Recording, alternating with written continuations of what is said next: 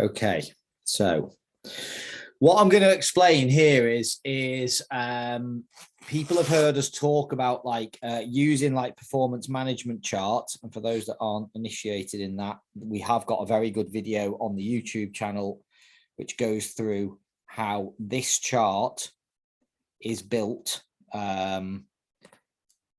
based on your training stress and the amount of cumulative load you're putting into your training. Let me just change my chart to a 365-day view.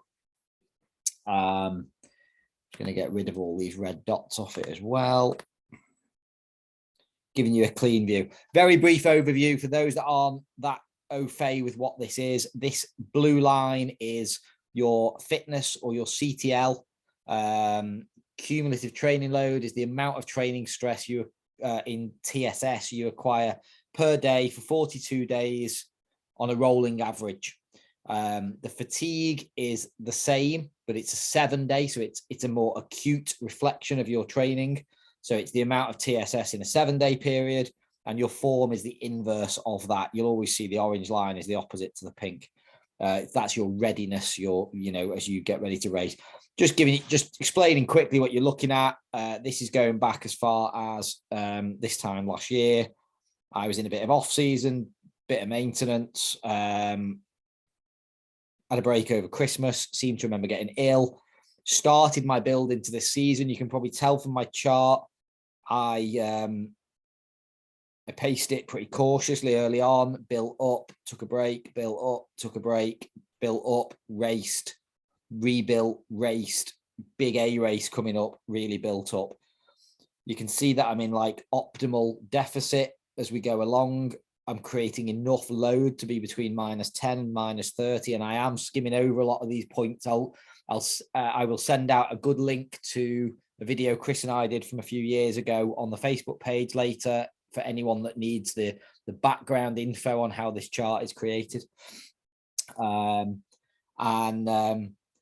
And yeah, so I suppose most of you might have seen the video I did the other night on postseason and pre-season and why we lower the load a little bit and work on technical development. And actually, when you're in this phase, you tend to think about next season's races. What's the plan for next year? And I think people do that a little bit off the cuff. Oh, I fancy this race and that one floats my boat. And that's great. It's a great way to pick your races, and we space them out, 2 races close together, then no races for 7 weeks, and then another, and there's lots of reasons. So you get your training blocks in the middle, as you can see here. Then we probably race twice actually in this block here. So my fitness looks like it's dropping, but I'm in a race phase.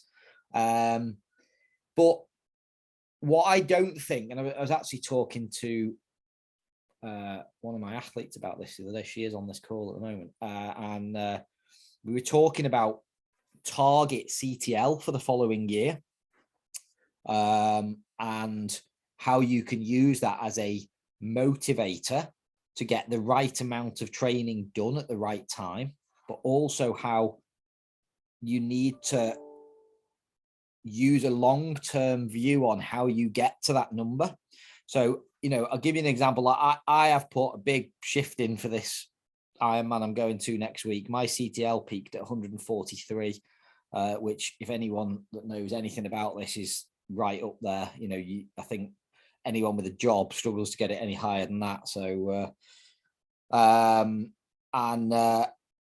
but you can see that right back here at Christmas, I do train a fair amount of hours, and I had it as low as 84. So I'm a long, long way from 143. But you can see that, going into race 1 at 109, race 2 at 1, I had that view in my mind. Even going into British champs for me here, I knew this wasn't the level of fitness I needed to be at my absolute peak for the year. Because once you hit that peak, the only way is down. I knew I had this bigger race on the horizon. So I knew where I was all the time, and I knew I was going in a little undercooked to the middle distance champs. But by having previous history, knowing where I've been on these numbers and knowing where I need to be. I remember 2018 World Champs where Chris and I had a good day out. Chris slightly better than me. You know, I was at just under 140. So, you know, going into the A race this year, you know, I hope this is going to reflect in how I perform, being up at those numbers again.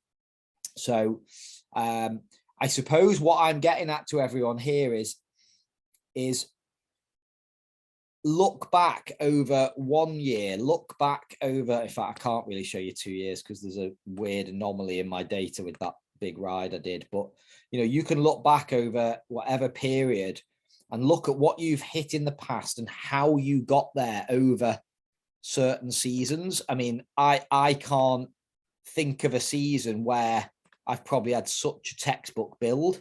And that has been some long-term planning. I even know we were dead busy with people coming out of lockdown and wanting bike fits back in the spring. I accepted this in my day-to-day life and knew I couldn't push to these high CTL numbers back there because the overload of life stresses, work stress, time on my feet and training would be too much. So I backloaded my year on purpose. And these are the kinds of things you should be thinking about when planning the season. When, you know, if you've got kids, when's the summer holidays?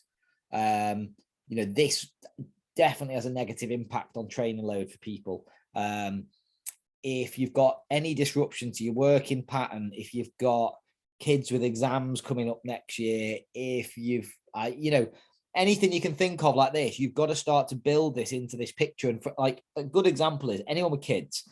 I think like July is a fantastic time to hit an A race because you come off the back of it into maybe a little bit of a break to enjoy your summer holidays and then race again in September, October and rebuild. So the chart wouldn't quite look like this. You'd start building a little earlier, you'd ramp up. But under discussion at the moment a lot is the fact that, you know, we obviously do a really good community job with Zwift in the winter. And I remember seeing athletes on 100 CTL back in February, you know, and I know these people don't have like maybe the hours I have available or the flexibility I have available to train. And I'm going, well, if you're at 100 already and the best you've ever hit is 105, you haven't got much scope for movement here. So, you know, be aware of that. You know, I remember looking at that on this particular date when I'm on 98 and I've got people that are shorter on time than I am already on 100, 105. And I'm going, where are you going with this? So, you know, it could be that you want to go into a big build over or a big base phase over the winter. And that might be fine. You know, you'd have some kind of big build here, but then you've got to back it off and absorb that build as nearly like another mini season, if you like. Come off it, recover, lower the load. Your body doesn't forget stuff. We know that. So, you know, you then start to rebuild and trying to discuss with your coach, you know, is the data going into Training Peaks generating this chart accurately? If it wasn't in previous seasons, you can backtrack workouts as long as you know approximate thresholds of that season. That can be done, or the coach can do it. If you've done well in a race this year and it was your main goal and it went well and your CTL was 80 before the race, how do you get to your main goal at 90 for next year? You know, that don't go, oh, I've seen Phil's at 143, that's where I want to get it. It's, you know, you can't absorb that load until you've got enough training history and stuff to be there. So just look to improve yourself each year and get the timing right.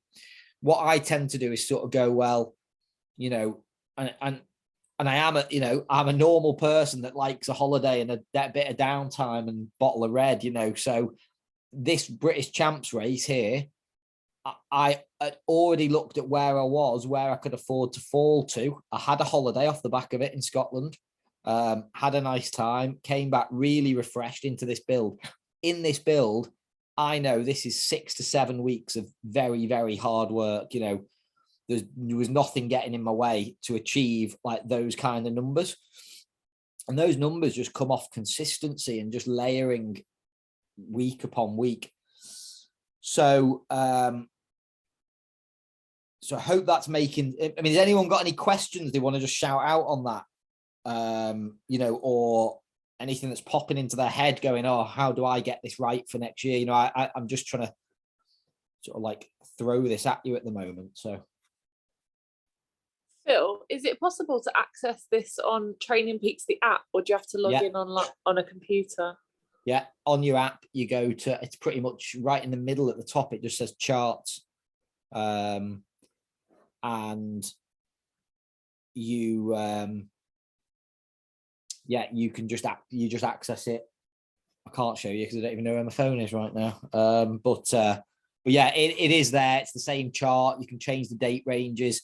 And I think it's a really good thing to get into. I think it's self-motivating for you. You know, when I'm building an athlete's following week, I might sort of go, this guy's telling me he feels good.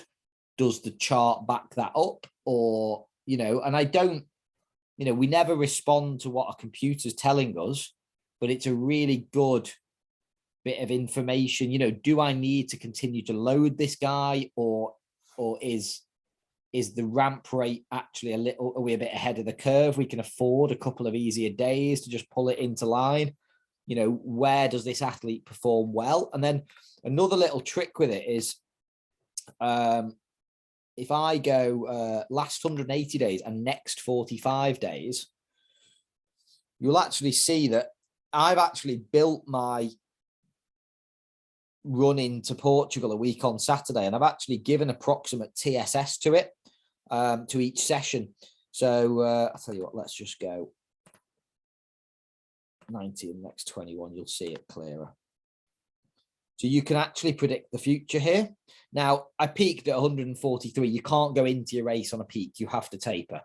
You know, I know from previous performance, peaking at 140, day before the race, you fall to about 123 from there, and you can perform quite well. So we're looking at this form number, which, you know, no one wants to be racing at a form of -41. This isn't good. That was the end of training camp. You can see it's already starting to come up. I'm already in positive numbers because I took a couple of days off this week to get freshened up. Now I'm just going to hold it about there. I don't need to get fitter. I'm just maintaining. And then next week into final taper, I sort of get to the Thursday, the Friday. I'm even on like positive 35. It could even be overly, if you like, the Thursday on positive 22 of form is probably a very good place to be. Fitness at 127. That's a similar drop that I've seen before. I feel very tired right now, if I'm honest, off the back of all this training, but I've got 10 days to come round. This is backing up that the training I've put in gives me the right lead in. You know, you can look at previous sessions and previous tapers, and, you know, if your coach has put in easy ride on the Wednesday, well, if it's an hour, it's probably about 40 TSS. If it's an hour and a half, it's probably about 60. You can look at previous data and get, you know, I've only put in approximate TSS for these sessions.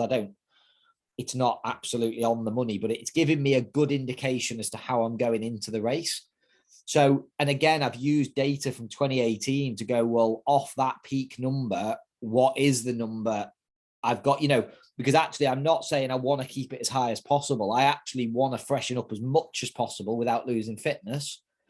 And something that has worked for me in the past, I'm putting myself in that same ballpark. So, you know, this is one reason why, like, constant great feedback in your training peaks is so important.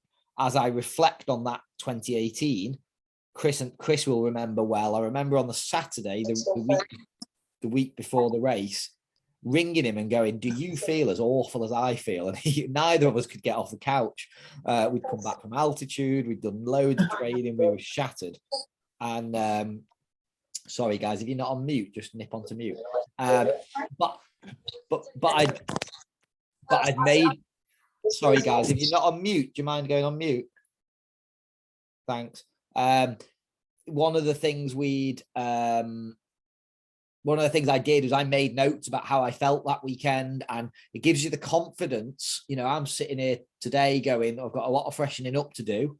How did I feel in previous big races 10 days out, and what did I do, and what sessions did I do, and how did my chart look?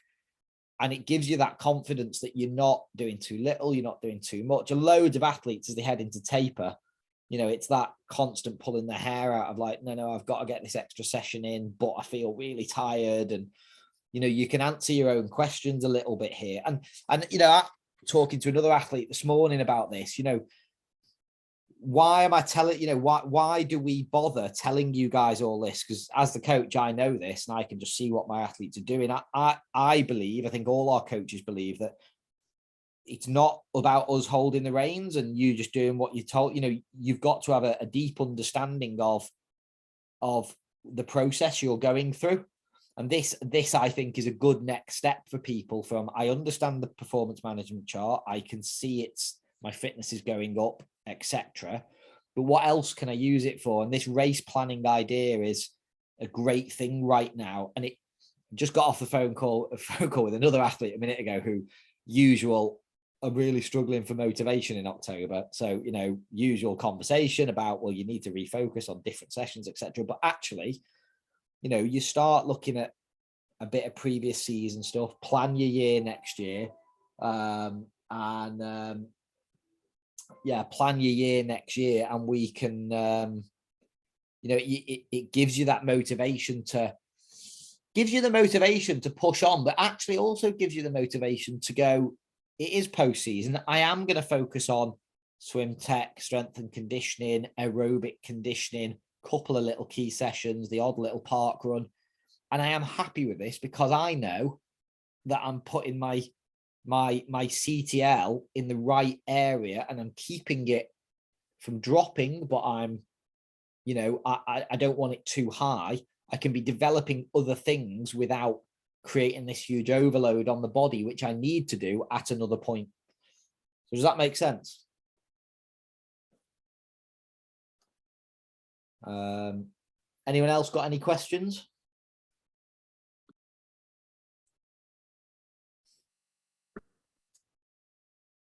Chris, you got anything to add on that?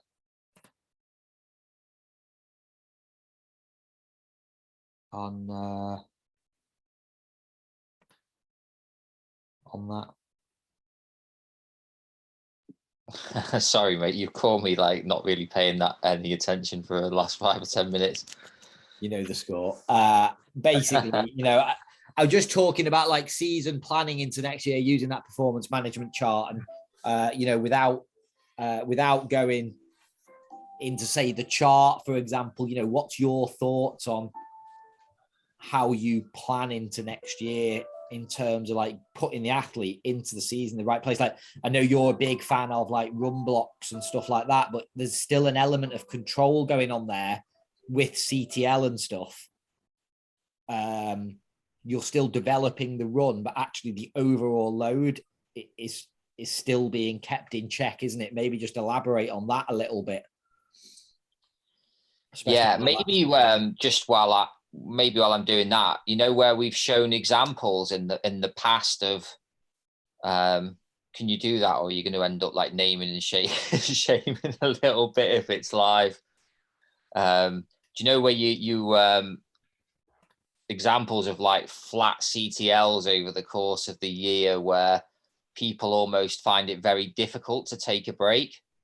And so they basically just run the same fitness all year, but they don't ever really have the ability to either move it on, or they won't take a break at the same time.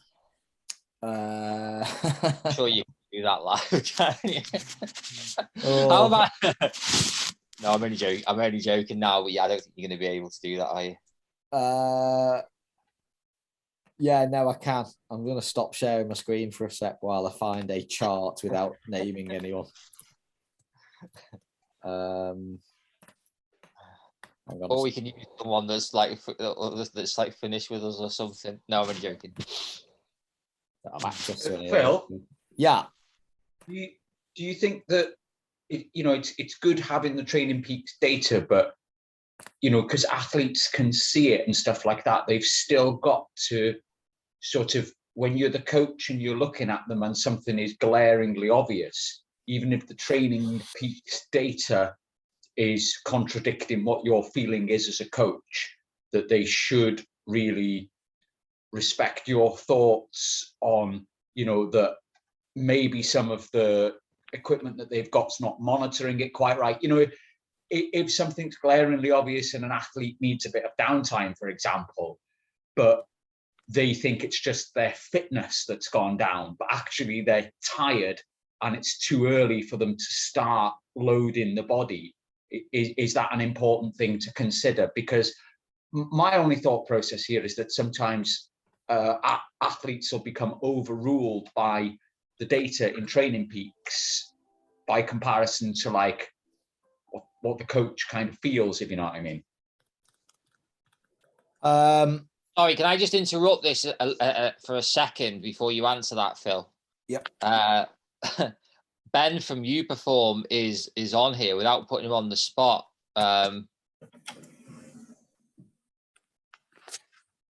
He's disappeared now. I'm here. Hey everybody, it's Ben here from Uperform. Hi Ben, you're right. Yeah, we're like filling at the moment, just in case we manage to get you guys onto this. Is it going to happen, or should we just carry on filling? Unfortunately, for the meantime, it would be best if you guys just carry on as normal. There's been a bit of a mix-up on our end, which we're really, really sorry about. So Greg and James will be unable to join you tonight.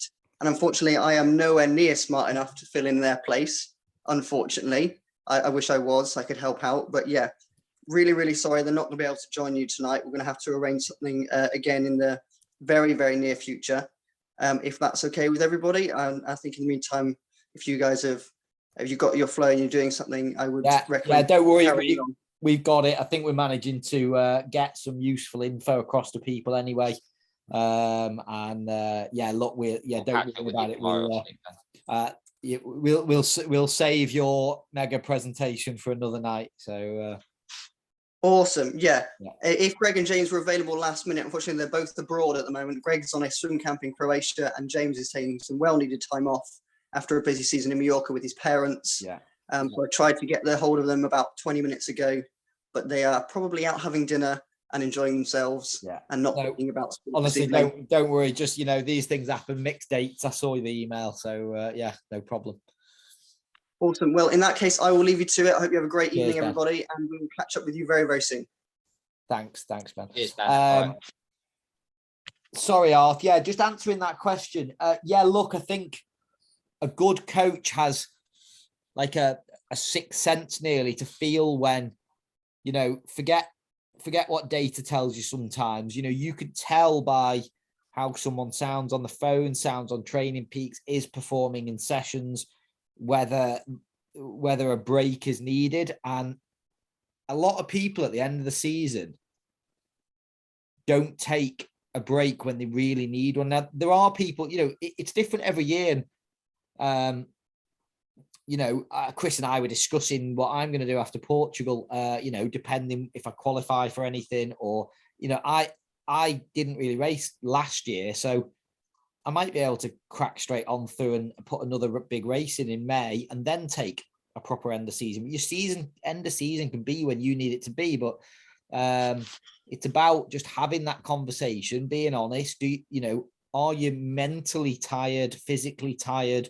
Need a break from structure? There's loads of different ways of taking a break. It doesn't necessarily have to be sit on the couch for 2 weeks.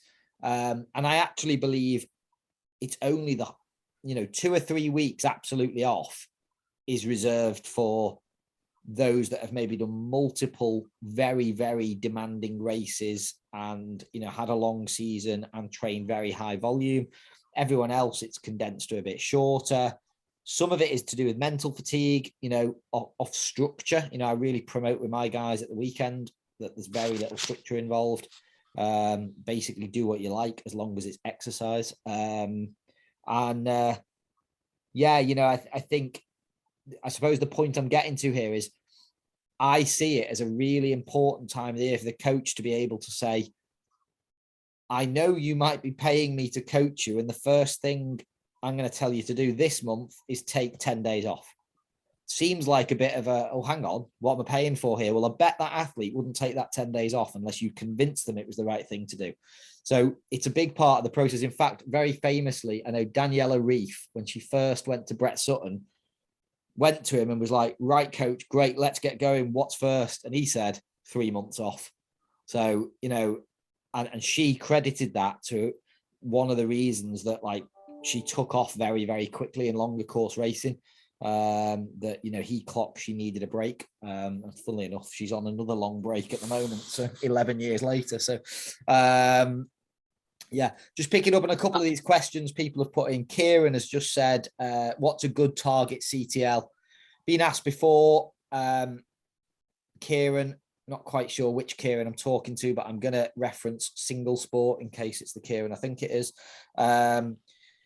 If you're a single sport athlete, just a runner, it would be very, very hard to be much fitter than 80, 90, 100. You know, 100 would be absolute gold standard. You cannot create the same load, especially without big, long bike rides and stuff like that. So for a triathlete, 140, 150 is, you know, right up there. So you can't, you won't see any age groupers really hitting more than that. You won't see many pros getting to a lot more than maybe 160, 165 from what I know.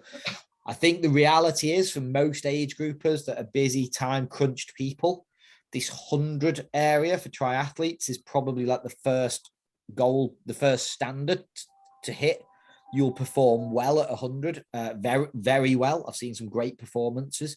But I think the actual answer is, the best CTL for you is a little bit better than you were doing previously. That's it. Look for a bit more, and don't get it from junk, you know, just commuting to work. And it's one of the reasons people put, like, went hiking 3 hours, you know, and CTL comes up. You know, you can't really have that in your training peaks. It throws all this out. Someone else said, am I going to read the 320 notifications in my training peaks? They aren't feedbacks. They are, I get notified when some athletes do their workout and I don't bother reading them. Someone has said, I'm guilty of not taking a break, very focused and motivated, but it's a nightmare. Currently injured. My coach is trying to help me rightly battle through. This data doesn't help when so high, which dropping, but getting fully recovered is key. Look, we all take a break. I always go on about, I'm blooming good at taking a break. Chris knows that, you know what I mean? I'm the first one opening a bottle of wine after a big race and fully putting my feet up, and you won't see me do any training for a fortnight. And it's important to do it. If you're injured as well, it allows the body to recover. These numbers, people are only ever focused on them going one way. But what I'm really saying tonight is they have to also go this way. In fact, let me just, I'm not sharing my screen at the moment, am I? Let me just flick to another subject quick. I'm just going to quickly share my screen on this chart I've got here. This is going back to what Chris was saying. This chart is over 2 years showing you an improvement in an athlete. And I'm just going to explain it to you quickly. End of season, took a break, absolute addicted to training, like this person was just asking me the question. I think I know who was just asking me that question, by the way. Driving the numbers up way too early. 8th of March, 152. Where's that season going? Well, it ain't going above 152, is it? You know, and this is an athlete of mine who I try to control and can't, and they're just throwing in loads of extra training in addition to what I'm putting in. And we sat down at the end of this season and went, look, you know, you're a pretty talented person. You've got the time to train, as you can tell. 152 is bonkers. But it wasn't coming out in performance, because when race day came, they were fatigued, they were flat, they were plateauing. So we let the numbers drop. Oh no, it was in the winter, the numbers were not dropping enough. So I sort of around January said, look, we've got to hold you back here. Look, take a break. Let's dip it a bit. Let's get it back into check for the time of year. Then we started to build. This guy raced well at an Ironman in the summer, you know, and he did. He built, he rested, he built, he rested. Final big push to the race, yeah, got a Kona slot. Didn't take it because of the travel restrictions. So you know, it's not textbook, but it's an improvement on what we've done before, and it was actually done off lower numbers as well. So in fact, actually, it probably wasn't race season. It was probably the same, but the build was more productive because the overload created was down in these negative numbers. Whereas here, the overload was never low enough. TSB of 1, 0, -1. The adaptation to training isn't happening. He had a good run early in 2020, but it was just flat then. So that's one example. I'm just going to stop my screen share again while I pull up someone else, although I'm not bothered if you know who this is. This is my wife. I'm just going to change the date. Let me start my screen share. I'm just going to change the date range. I mean, this has got some bonkers data in it, so don't know whether she's going to kill me for showing it, but I will leave it as multi-sport because she had to use multi-sport in order to achieve this.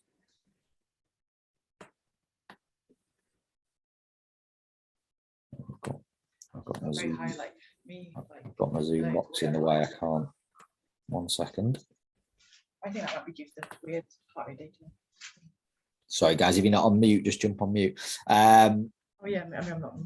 Okay, this is my wife Zoe, ultra runner. Looks a bit of a mess of a chart, but you know the numbers are generally quite a bit lower. But she was building to a decent season this year. You know, her fitness started at 57. She's building to about 80 odd in March.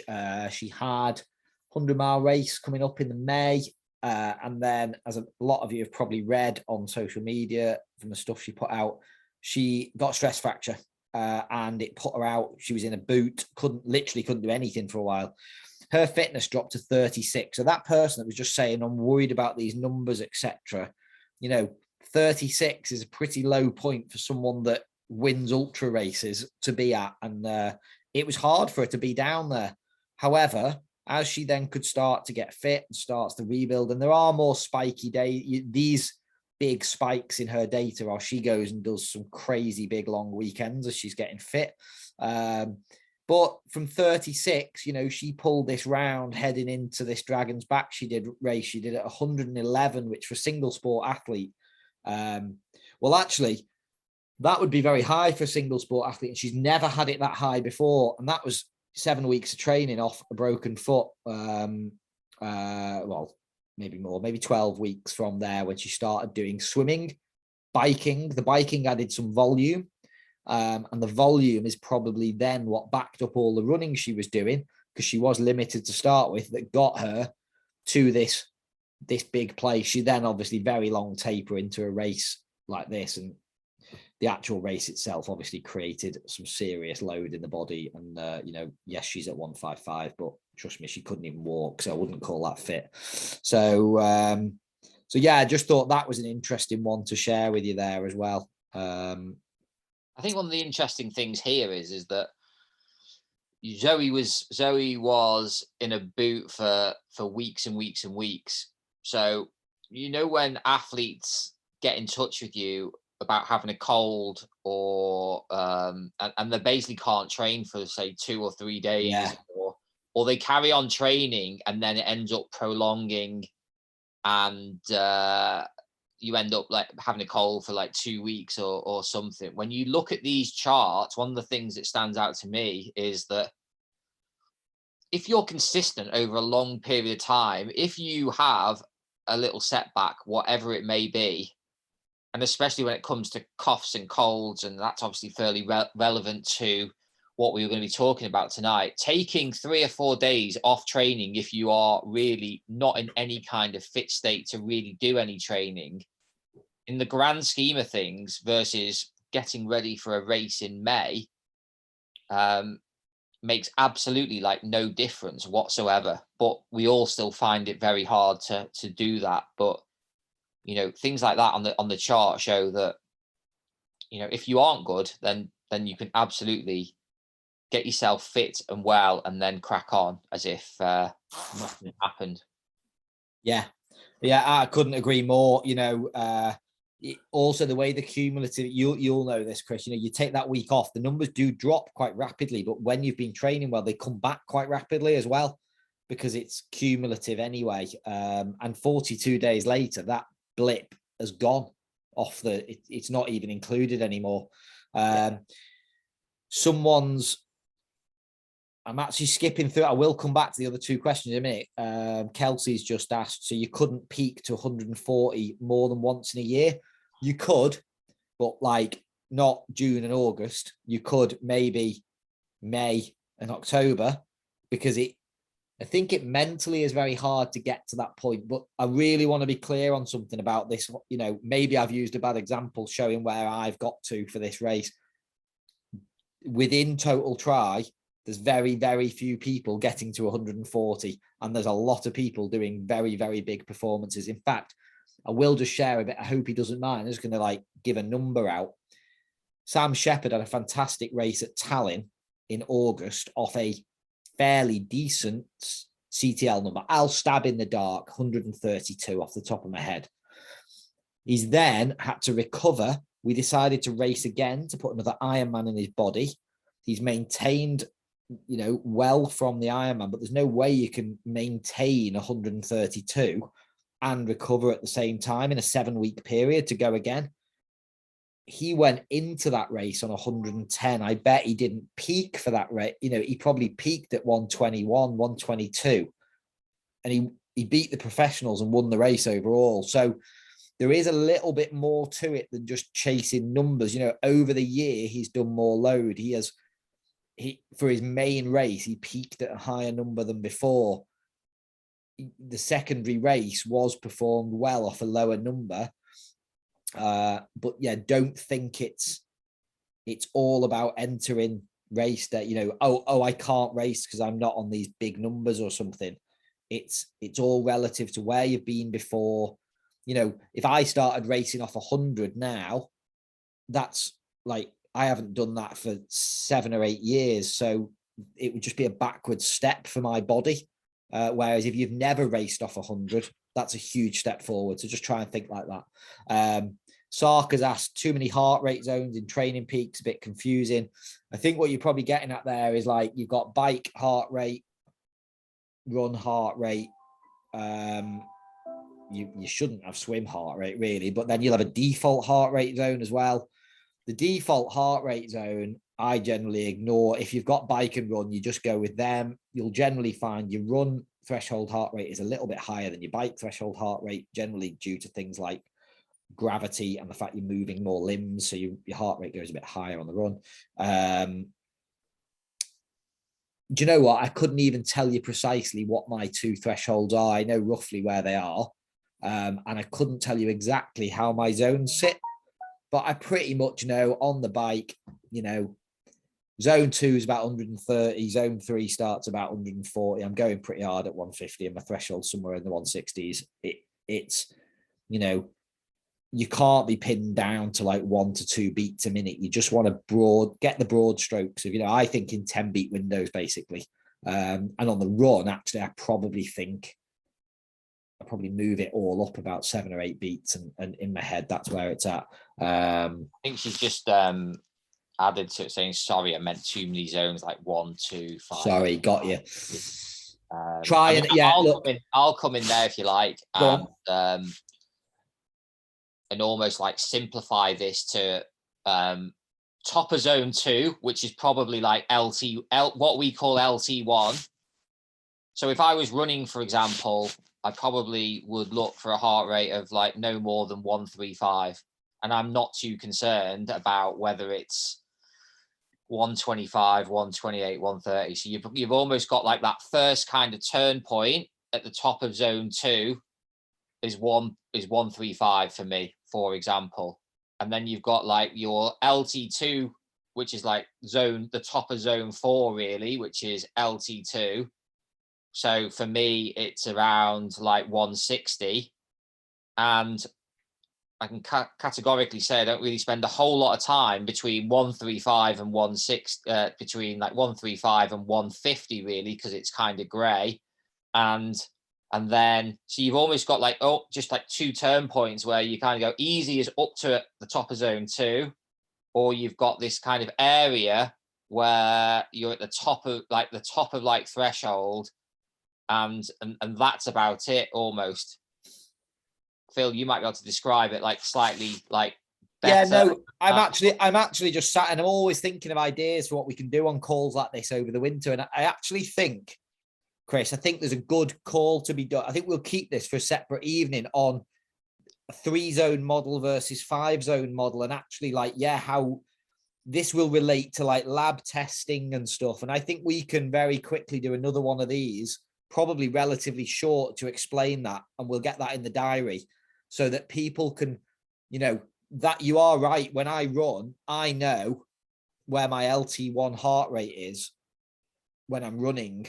Therefore, when I'm doing easy running, I keep it 10 beats below that. So I know for me, the hardest I can run on an endurance run is about 138, 139 beats a minute, anything over that. And it's getting too close to LT1 to just be called easy endurance.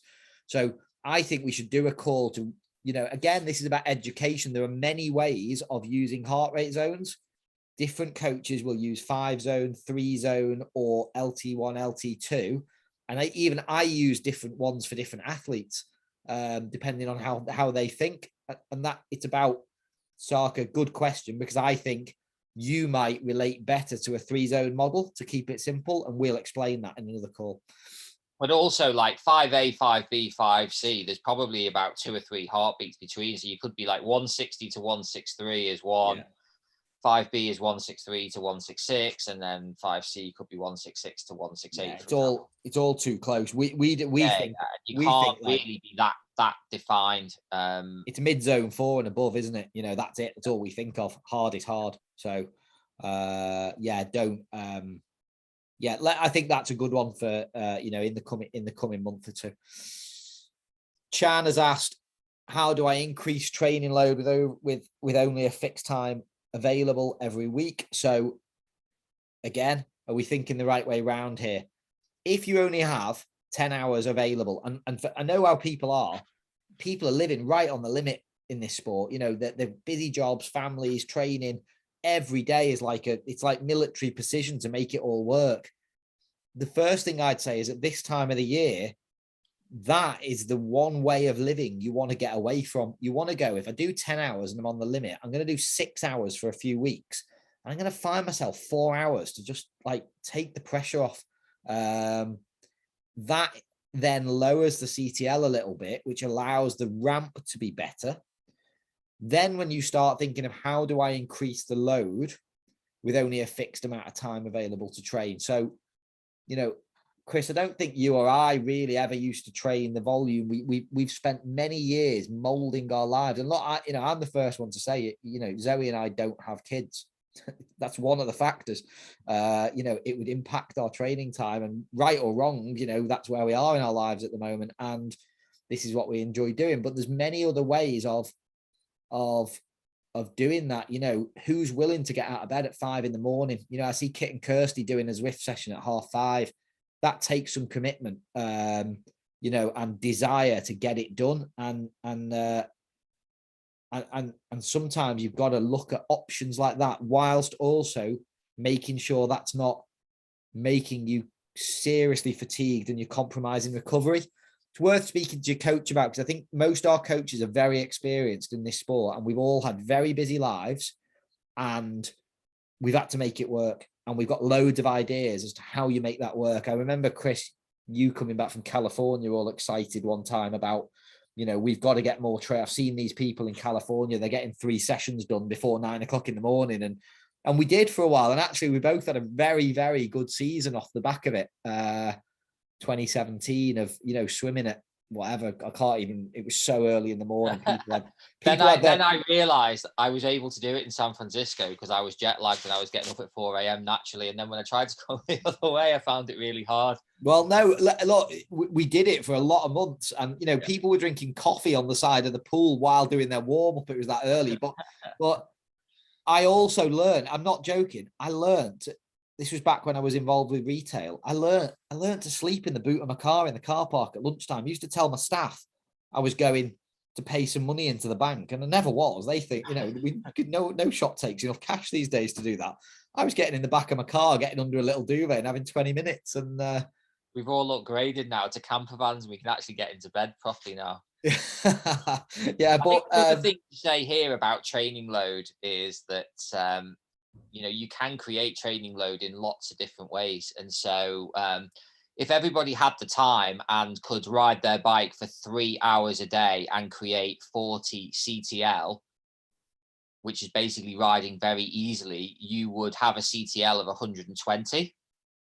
However, the minute that you wanted to, and sorry, I'll put this into perspective here, and you rode everywhere at 15 mile an hour, for example, for those 3 hours, if suddenly then you went to a race and you wanted to race at 22 miles an hour, you would find that very hard, even though you had a fantastic CTL. So creating training load sometimes can create bad habits by, for example, that when you're told to go for an endurance run or ride or something, that you always do it like right on the limit almost. And so you think in your head you're creating more training load, whereas actually by creating less training load, doing the easy aerobic, and then having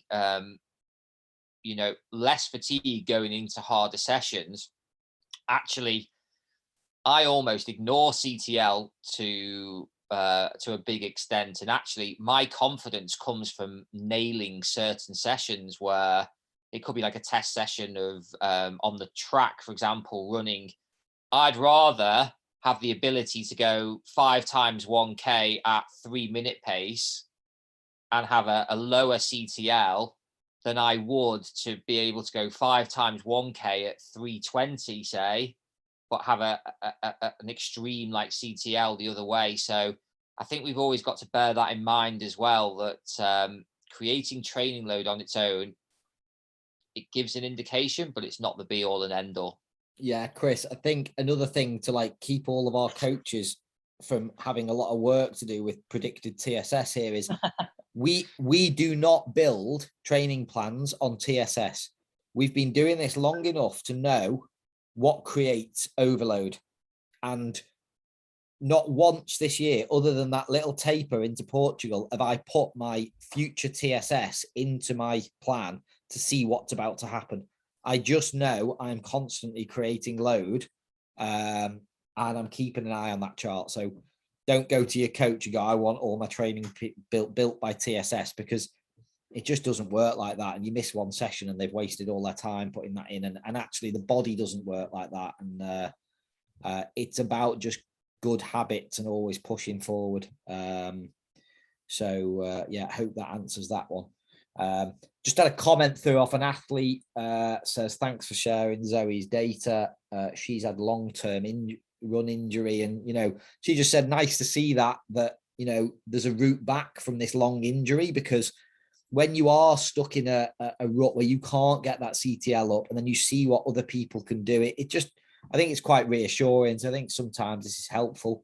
And then one of the coaches just say it, just a bit of a reminder, can we just remind all athletes that, not to be too obsessive over, he's written Training Peaks data, but actually data in general. Lots and lots of reasons, but you cannot be told how you feel or what you need to do primarily based on a machine. I don't care about all these Whoop watches and all this stuff I see people use, right? Like, you have to wake up, and I'm in this at the moment. I've done a lot of training lately, and yesterday I felt all right. Today I felt tired. The day, ask yourself that. How do I feel? Have I got the energy for 4 a.m. start tomorrow? Yeah, great. I'll get it done. If not, maybe it's the next. Like, just be motivated, but also just be realistic with yourself. And you know, yeah, don't be chasing numbers for the sake of chasing numbers. It's a real balance. You know, I know I'm sitting here going, look for more CTL than you've had before, but that comes from creating great habits in your training rather than getting obsessed with numbers. You know, you wouldn't, I know Chris and I don't sit there going, I need to create X amount of TSS today. Yeah. There's another thing that that kind of comes to mind here a little bit, where I'm in a situation where I was training for an Ironman. I've picked up a niggle, didn't do the Ironman. I've carried on training pretty hard and did have similar training load to Phil, but with no race in the kind of pipeline. I've come back from Mallorca and I haven't really been able to run very much at all for like the last 6 or 8 weeks. And I'm just on the road back to recovery now with that. And in your head, you go, yeah, I need a 2 or 3 week rest. That doesn't necessarily mean that you have to, like, as Phil said, sit on the tee for the next 2 to 3 weeks. So what I've done is I've actually reduced my training load massively, and I am taking a break because I don't have any race in the pipeline, but I'm able to run and actually keeping strength of tendons and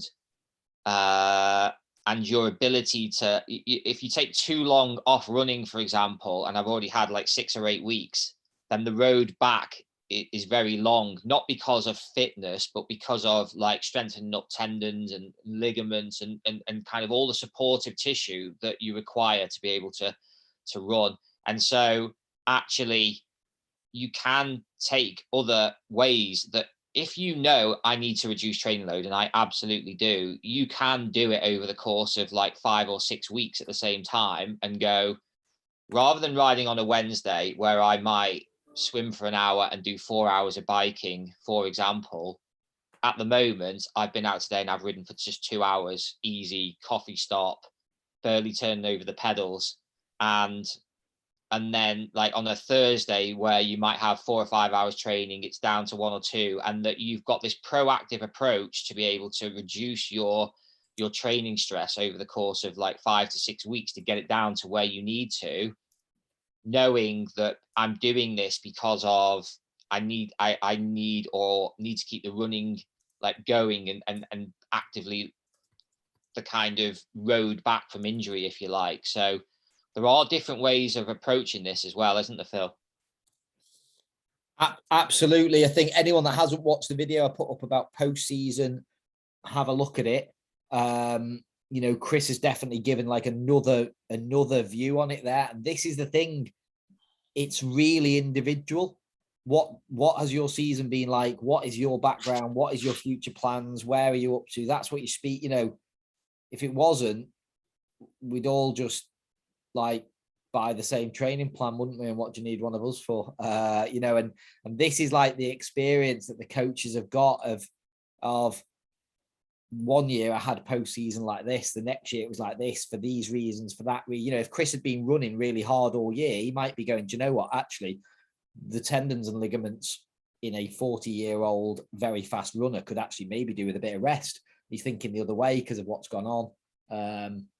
You know, and these are conversations to be having at the moment. And I think when you do that, this whole motivation issue goes out the window in the autumn, because you get remotivated with what your plan is for you and what you need to do. So yeah. Cool. Any final questions, guys? Otherwise, what we thought was going to be 25 or 30 minutes, we managed to turn into an hour. So hope you found it all useful. Not bad from a winging it point of view, anyway.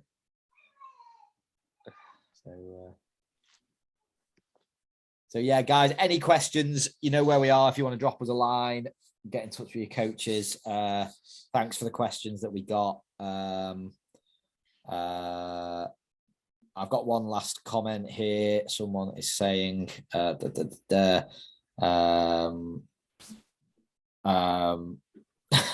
he's saying, I think he's admitting his coach is doing a good job. I don't know who's written this, but he's put, getting up at 4 a.m. is not an issue. I'm so motivated, but I hate my coach when he tells me to take a rest. That's why I have a coach, because I've trained myself into a complete hole. So yeah, look, you know, I think we're quite good at pushing people when they need pushing, but I think, you know, some people need the reins, they kill them. I definitely have athletes I describe to others as I have to just make sure they wouldn't kill themselves. So yeah, good stuff, guys. I hope you got some stuff out of that. We'll record it, put it out to other people. You can watch it again. I think that heart rate zone model is probably a good one. We'll roll that out. So thanks for the idea there, Sarka. And yeah, cheers, guys.